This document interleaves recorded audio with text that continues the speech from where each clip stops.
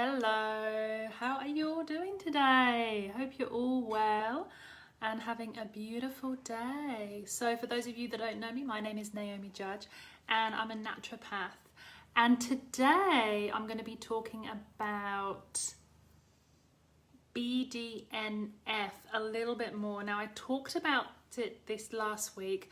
Last week I just touched on what BDNF is, brain-derived neurotrophic factor. And I'm talking about it in relation to your cycle. I'm talking about it in relation to mood swings, depression, anxiety through your cycle, particularly your luteal phase. So it has an important function. And what's been found is that in women that suffer in the luteal phase after ovulation, mood swings, depression, anxiety, agitation, low moods, it has been shown that the BDNF levels significantly reduce. So supporting your BDNF levels can be one way in which we can support your mood. It can be easy to support the moods. We just make a little tweak in the diet or maybe add in a supplement, maybe balance the hormones out a little bit. But for most women, it can be difficult. There is more going on with the body. It's not just about that hormone balance. And BDNF is a biggie. BDNF kind of makes you feel sluggish. You might feel dizzy or lightheaded. Often you can feel dehydrated. But one of the things, remember I talked about last week, and if you haven't seen last week's video, go back and have a quick look. One of the things I talked about is having that low blood pressure, particularly the systolic blood pressure. That's that top number. And I do find I have a number of women, particularly through their cycle, that get that lower systolic blood pressure. And if you're wondering what that noise is, it's my cat who's she's got a bit of a blocked nose at the moment, so she might be doing some funny sneezing. Okay, so low systolic blood pressure. This also happens to women going through menopause. Women going through menopause sometimes find they get issues with their blood pressure, those low systolic, the systolic blood pressure dropping. So this is a symptom to look out for, and we can support that by supporting the BDNF levels. Women in their luteal phase have an affinity to women going through menopause as well. We can see much of the same kind of hormonal fluctuations and kind of symptoms as well. Those at risk of low BDNF, I talked about this last week again, and it's past trauma, it's unmanaged depression, unmanaged thyroid conditions. You know, an unmanaged thyroid condition, if you were to go to the GP and your TSH was say 3, and you were feeling it, you were feeling depressed, you were feeling overweight, you were having anxiety, heart palpitations, and it wasn't being managed, that would be unmanaged hypothyroidism, unmanaged subclinical hypothyroidism. So you want to have your TSH, you know, coming under that 2.5, coming under 5. That's when you know your thyroid is working optimally for you. And you want your thyroid to be working optimally so it can support your hormones, but it can also support your cardiovascular health. Another thing we talked about were the 3 things that can cause issues with BDNF. One being alcohol is a huge one. Another being sugar, and then also loneliness, so not socializing enough. And I think that's a biggie at the moment with everything going on. So BDNF, brain-derived neurotrophic factor, it helps with memory, it helps with cognitive learning, it makes you feel happier, it just helps the brain with its plasticity. Plasticity is the brain being able to bounce back and move and support you if something goes wrong. So if a pathway gets cut off, the brain can then reignite new pathways and still do all its learning. So this is what plasticity is for, and the BDNF helps with brain plasticity, it helps with general brain function and development and repair. So with lower BDNF, development and repair may be slower. There may be some more brain damage, particularly if you say knock your head, you should be able to recover quicker from that. But if with the BDNF, that helps you even more recover. So BDNF through your cycle can change. And what we found is, what is most normal is that BDNF lowers during your period. During your period is that like recouping phase. You might be resting, you might be recouping.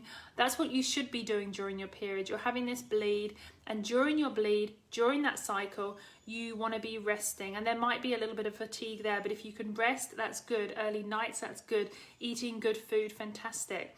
But what we're finding is this kind of switch up between symptoms, and women's symptoms are now in that period before the menstrual cycle, before they start their bleed. So from ovulation until the period, what we're finding is women are having the majority of their symptoms then.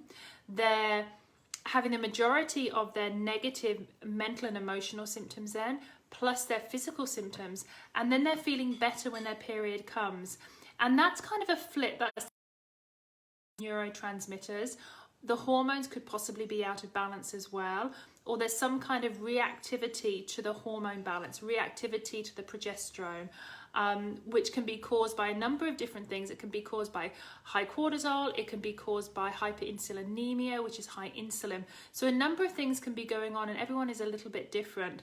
But if you know that it's during that luteal phase that you're being particularly affected, and the symptoms are extreme anxiety or extreme depression, extreme mood swings, extreme anger, extreme agitation, then it is possible that working your BDNF levels will just help to support that and just help to bring your moods up. One of the interesting things about BDNF, and I think this will help when you're working on yourself and when you're doing your treatment plan, one of the things about BDNF is it gets affected by oxidative stress. Oxidative stress caused by things like copper, heavy metals, BPA, UV radiation, ionizing radiation, xenobiotics, chemicals, foods such as high sugar foods, alcohol, cigarettes, hydrogenated oil, so cooked foods like potato chips, you know, when they're fried in canola oil. All of these things raise the oxidative stress levels in your body, and as they raise the oxidative stress levels in your body, they suppress the brain-derived neurotropic factor. And so there is this correlation between oxidative stress and the brain-derived neurotropic factor.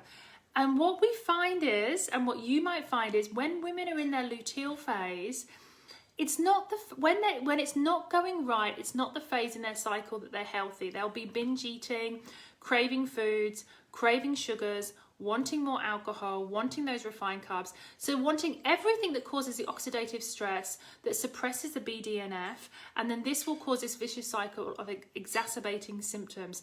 So this is one of the big problems. The big problem is the symptoms are caused by what we do in the luteal phase, but what we do in the luteal phase is a symptom of how we're feeling and what's going on with our body.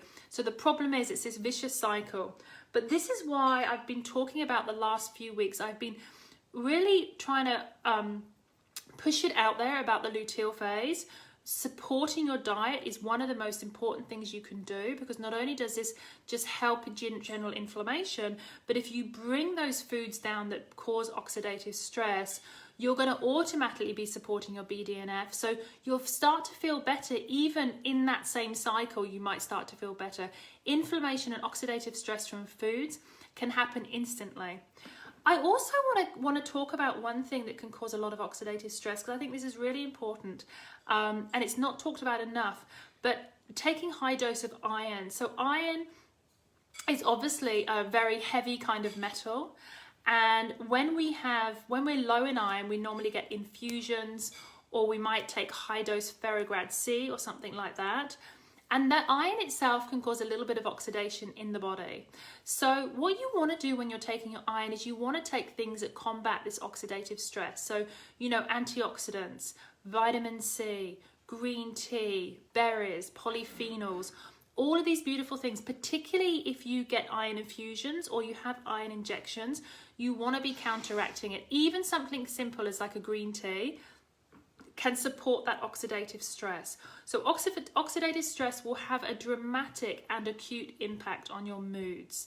You might even find the next day with foods that cause oxidative stress, if you were to have a bowl of French fries or something like that, you might find the next day you feel agitated, or you feel depressed, or you feel anxious. So remember, it does have an immediate effect. So what we want to do during our luteal phase, any phase for that matter, is we want to bring the oxidative stress down. And one of the beautiful things about these 3 supplements that support your BDNF is they actually act on those levels. They act on the oxidation levels. So they support and they reduce your oxidation levels. And at the same time, they bring BDNF up. And they also help increase glutathione. And glutathione is important for also stabilizing BDNF. And we know that glutathione makes us feel good. Glutathione supports serotonin, and it's kind of that feel-good kind of nutrient that stabilizes our neurotransmitters. The first supplement is astaxanthin. Astaxanthin is a wonderful supplement. It's from krill oil, and it's very, very high in antioxidants. So when we talk about oxidative stress, we talk about antioxidants. They kind of help to combat that oxidative stress. And it's this oxidative stress that is causing these mood swings during the luteal phase. So by taking something like astaxanthin, it's shown to not only combat the oxidative stress, astaxanthin has also been shown to raise the brain-derived neurotropic factor as well. And it's also been shown to actually support the hippocampus, support our brain and support healing. One thing, when I had shoulder pain, I remember years and years ago, krill oil, I took krill oil, and that was the only thing that got rid of this pain. And it worked tremendously. And I don't take it every day, but it is something that you can take therapeutically. So you can do a couple of months on the krill oil, particularly if you're suffering from depression, particularly if you're suffering quite acutely in that luteal phase. You know, doing a good astaxanthin or doing a really good quality krill oil for a couple of months, you'll notice a difference. It will bring that the inflammation down, and it will help to upregulate the BDNF. So that is one supplement that is fantastic, and it has been shown in numerous studies to support the BDNF. Another supplement number 2, which again, it's a wonderful supplement, but it can be hard to get the right dose, and it can be difficult to get the right quality, but it's curcumin. So turmeric, from turmeric. So the ingredient in that, a really good exstituent from that, has been shown to support and lessen depression. So with turmeric, you know, with moods that are quite down, with moods that are quite dark in your luteal phase. So when we talk about dark moods, you can feel fine during your period, but you have this time in your luteal phase, this time in your cycle where you may be having dark thoughts. So some women have suicidal thoughts, some women have just depressive thoughts, what's the point thoughts, and this can be just this monthly cycle that you go through. Your period comes, mood's picked up, and then you get that cycle, period comes, mood picks up. So you can see this definite cycle. Curcumin can work well for those kind of mood shifts, so those kind of the low moods. So you can take that for a couple of months and you can just see how you go. Now you want to be taking a good curcumin supplement, one that's been extracted correctly. The issue with taking just normal turmeric, one is the quality, but 2 is the absorption. You're not quite sure you're getting the right curcumin, you're not quite sure you're getting the right exstituents from the turmeric. So if you're serious, you do want to do this, then taking a supplement is a good way to do this. And you'll know how you'll feel. And this is what I tell everyone: when you start doing something with your cycle, you normally get results in the next cycle. So as long as you're tracking your cycle really well, you track your cycle, track your symptoms, give your symptoms kind of a scoring out of 10, so you can see these kind of incremental improvements that you might make through the cycle, but you should, by the next cycle, you should feel some kind of improvement. And the beautiful thing about turmeric as well is it helps support the brain. It helps with this kind of low moods and depression during your luteal phase, and it has been shown in some studies to bring those BDNF levels up. So it can be fantastic for that, and it's one that's specific for low moods, depression, sort of dark thoughts, that kind of feeling. Whereas astaxanthin is more general. The third is one that's not used much, and it can be hard to get good constituents. But again, it's a really good antioxidant. It's actually been shown to be supportive against lots of viral and bacterial infections. And it's wonderful for memory. It helps memory and memory retention. And this is Moringa. Moringa can be sourced in Moringa tea. You can get the Moringa seeds. You can get some sort of herbal constituents of Moringa, but it has been shown to be wonderful at increasing BDNF levels, but really is just fantastic at combating any oxidative stress. So if you know that you've been exposed to a high level of chemicals, you've had to go on antibiotics, or you've been a smoker, you're giving up cigarettes, or you've been a heavy drinker for a number of years, using Moringa to combat that kind of oxidative stress can support you a lot. And as I say, Moringa, it's a wonderful herb, a plant, and it's used for viral infections. It can be used for viral infections, bacterial infections, and it's also been shown to boost memory, so boost that working memory. Moringa is a really good kind of all-round just health food, health tonic. It's something good to take on a daily basis.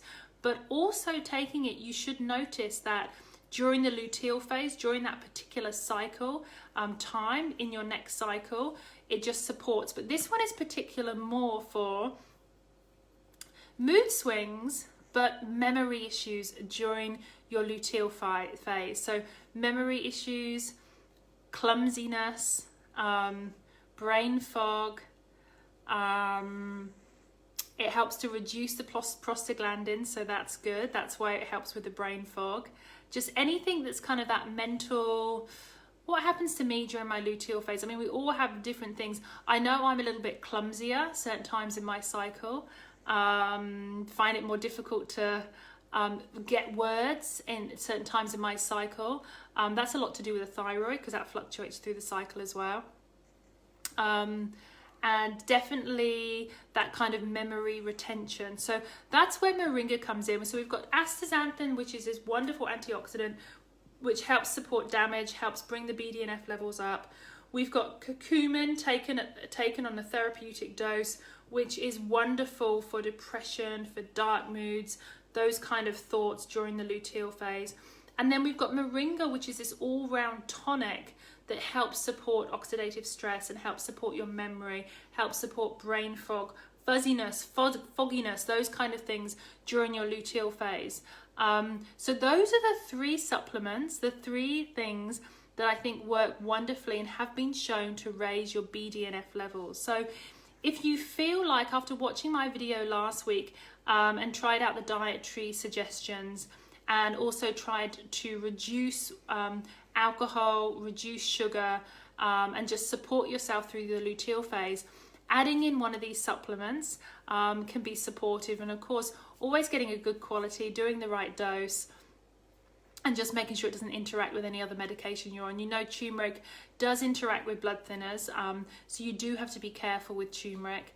Interacts with a few medications, so make sure if you're on a lot of medications, you do talk to your GP and just have a chat about that. So I hope you found that helpful. If you missed last week's, take a look at last week's, because I talk about more what you can do in terms of your lifestyle during your luteal phase. I talked about deep sleep, I talked about HIIT, I talked about getting enough sunlight for your BDNFN, also regulating your melatonin, also regulating your progesterone. And lastly, last week I talked about the breathing, the Wim Hof method of breathing. So take a look at that, because if you do suffer quite dramatically during your luteal phase, this kind of Wim Hof breathing method can also support your BDNF levels, and it can help a lot. So I'd love to know what you've experienced from any of these tips, particularly with BDNF, because it's not talked about a lot when it comes to your hormones and your luteal phase. But getting that right and upping that not only will support your glutathione levels and your serotonin, but it will support the rest of the hormones. And it's one of the first things that can actually give you that, that you feel that kind of like that bit of spark back in the luteal phase, where you can just feel the edges have been taken off. So supporting your BDNF is a really important part of supporting your moods during your luteal phase, so you feel you've got more vitality, you feel more balance, you're not having these mood swings, you're not feeling as angry, you're not feeling as depressed. So I highly recommend looking into that a little bit more. But if you've tried anything, please pop anything below. Let me know what you've tried in terms of how you're feeling in the luteal phase, what's working for you, what's not working for you. And if you've got any questions at all about BDNF or anything else I've talked about, please pop them below. And as usual, I'm going to be here next week, same time, continuing this discussion, because it's a really important discussion on supporting women through their cycle, particularly with severe mood swings, depression, anxiety, agitation and anger, because I think this is a really big topic. And it's one I know is already helping a lot of you. So have a fantastic week, and I will talk to you soon. Bye.